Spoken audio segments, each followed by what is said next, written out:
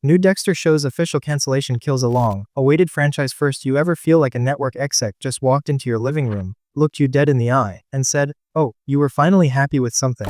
Let me ruin that for you." Because that's exactly how it feels right now for Dexter fans. The new Dexter show, Dexter Original Sin, wasn't just cancelled. No, it was executed in cold blood. And with it, Paramount just buried a franchise first that fans have been begging to see for over a decade. And the worst part, it wasn't just about this one show. It was about an entire shared Dexter universe that we were this close to actually getting. Imagine that. Dexter going full Marvel Cinematic Universe. Villains getting their own spin-offs, crossovers between the past and present. 2 Dexter shows running at the same time. Yeah, forget all that. Paramount just snapped its fingers and poof, gone. But here's the thing nobody's saying out loud. This wasn't just a cancellation, this was sabotage, and I'll explain why. Now, before I dive into the secrets behind this mess, if you're someone who's tired of Hollywood promising us more Dexter, and then ripping it away, then you need to stick around. I'm gonna break down what Clyde Phillips himself revealed about the bigger plan, why Original Sin was the key to everything, and what forbidden knowledge lies in the wreckage of its cancellation. But first, let me ask you, have you ever had that one show that finally gave you hope, only for the network to crush it before it even had a chance? Drop it in the comments, because I want to see how many of you have been burned by this exact same cycle. For me, it was Hannibal. 3 seasons of perfection, and then NBC just said, nope. To this day, I still wake up at 3 a.m. thinking about how we were robbed of Will Graham and Hannibal Lecter taking their story to its true bloody end.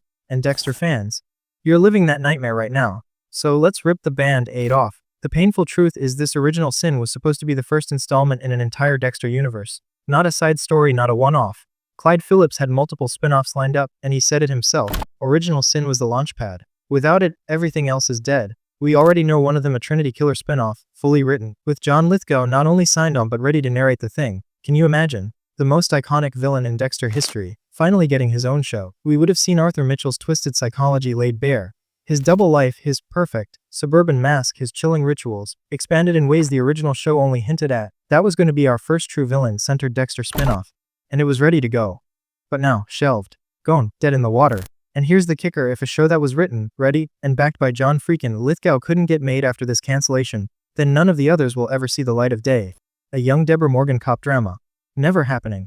Harrison's college years, where he wrestles with Dexter's legacy. Forget it. Any chance of Dexter actually evolving into a larger interconnected saga?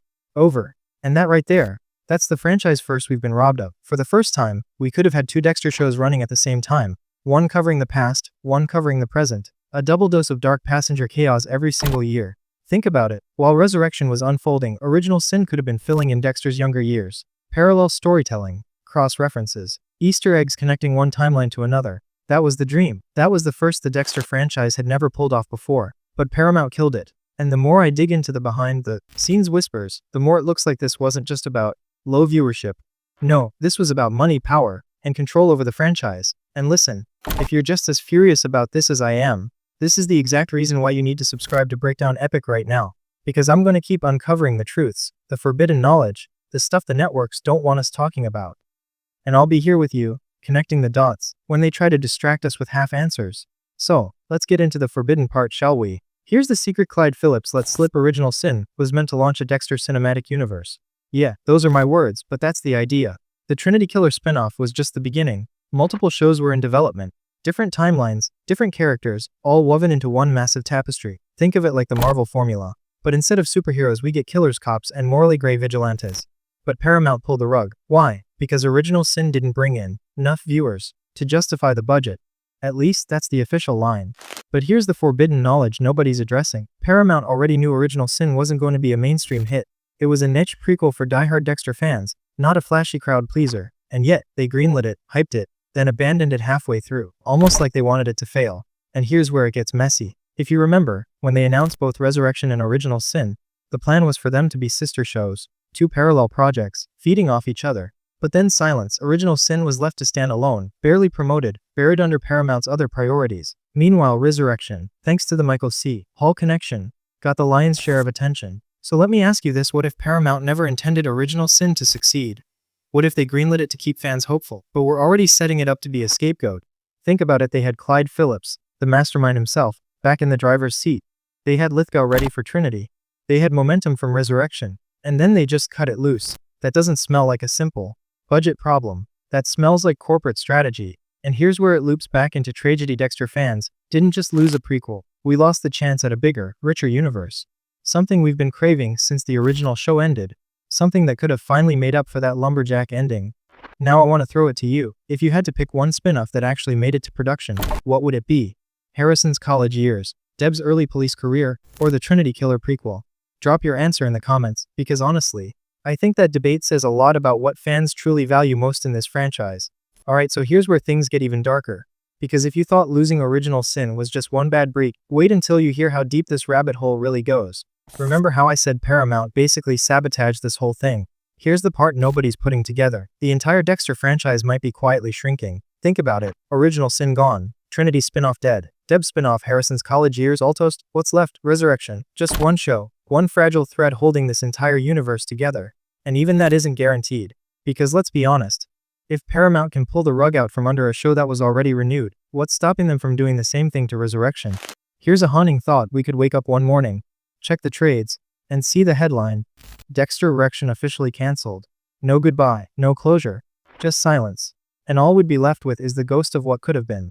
Now let me pull back the curtain on something most people missed. When Clyde Phillips admitted that Original Sin was supposed to be the launchpad, he also hinted that the writer's room for Resurrection Season 2 didn't even exist when Original Sin got axed. That means, let this sink in, Paramount killed one show before they even started working on the other. They gutted the future before building the present.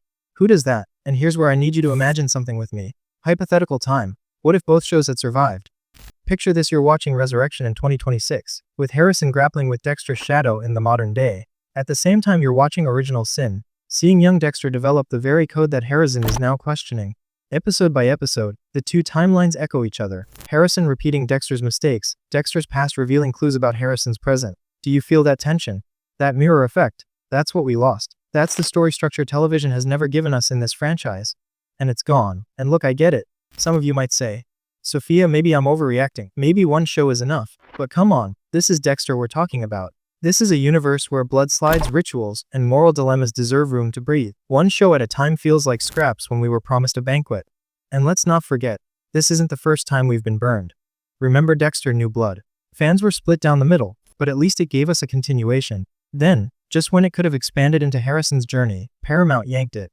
And now they've done it again with Original Sin. If this were a relationship, this would be the point where I'd say, Paramount, it's not me, it's you. And hey, let me roast myself for a second. I told my friend once that Dexter, Original Sin was finally gonna redeem that lumberjack ending. I said it with full confidence, like some kind of TV prophet. Now that it's cancelled, my friend won't let me live it down. Every time I mention Dexter, he just sends me a picture of a lumberjack emoji. I deserve that. But jokes aside, this hurts because it shows us something about the state of TV in general. Networks don't care about the fans' emotional investment. They care about cold numbers. And sometimes, they'll let a franchise dangle hope in front of us just to keep subscriptions alive for a little while longer. Forbidden knowledge. Here it is, they don't measure success the way we do. For us, success is story. For them, success is dollars. And this is why I need your voice in the comments. Seriously, if you had the power to greenlight just one Dexter project right now, would you choose Resurrection Season 2, Trinity Killer spinoff, Original Sin Season 2? Which one wins? Drop it below. I'm gonna tally the comments and see what Breakdown Epic's community actually values most. Let's make Paramount regret ignoring us. And for those of you who've been here since my past Dexter breakdowns, you know we've been warning about this for months. Remember when I said in my Resurrection Final breakdown that Dexter's universe feels too fragile to last? Yeah, I hate being right. So where does this leave us? Well, the official word is that Resurrection Season 2 is still on track. Paramount claims they're assembling a writer's room, and it's all but guaranteed. But we've heard that before. Remember, Original Sin was officially renewed before being cancelled, which means any promises now are just words until cameras are actually rolling.